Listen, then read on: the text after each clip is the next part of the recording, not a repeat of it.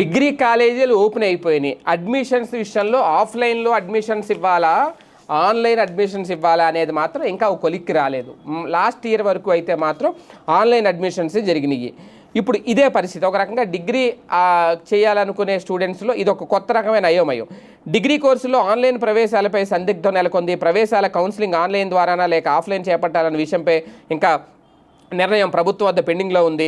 ఆఫ్లైన్లో సీట్ల భర్తీకి అవకాశం ఇవ్వాలని చెప్పి యాజమాన్యాలు సమర్పించిన విజ్ఞప్తి ప్రభుత్వం పరిశీలిస్తుంది. దీంతో ఈ ఏడాది ప్రవేశాలకు సంబంధించి సాఫ్ట్వేర్ సంస్థ ఎంపిక వాయిదా పడింది. గత కొన్నేళ్లుగా డిగ్రీ ఆన్లైన్ ప్రవేశాలను ఉన్నత విద్యామండలి నిర్వహిస్తోంది. విద్యార్థుల రిజిస్ట్రేషన్, వెబ్ ఆప్షన్లు నమోదు, సీట్ల కేటాయింపుకు నిబంధనల ప్రకారం సాఫ్ట్వేర్ సంస్థను ఉన్నత విద్యామండలి ఎంపిక చేస్తుంది. 2025-26 విద్యా సంవత్సరం ప్రవేశాలకు సాఫ్ట్వేర్ సంస్థ ఎంపికకు టెండర్లు ప్రకటన ఇచ్చి టెక్నికల్ బిడ్లు తెరిచారు. ఫైనాన్స్ బిడ్లు తెరిచే సమయంలో ప్రభుత్వం ఆన్లైన్ ఆఫ్లైన్ నోటు కోరడంతో ఈ ప్రక్రియ ఉన్నత విద్యామండలి నిలిపేసింది. ఈ నెల 7న ఉన్నత విద్యాశాఖకు నోటు పంపగా ప్రభుత్వం వద్దే దస్త్రం పెండింగ్లో ఉందట. మొత్తానికి ఇక్కడ కీలకమైన అంశం ఏంటంటే, ఓకే ఇవన్నీ రాసుకొచ్చారు, కానీ ఏం జరుగుతుంది ఏంటి అనేది ఆల్రెడీ క్లాసులు ఓపెన్ అయిపోయినాయి, కాలేజీలు ఓపెన్ అయిపోయినాయి, క్లాసులు ప్రారంభమైపోయినాయి. ఇంకా ఆఫ్లైన్ ఆన్లైన్ అనేది మరి ఇన్ని రోజులు ఏం చేశారు?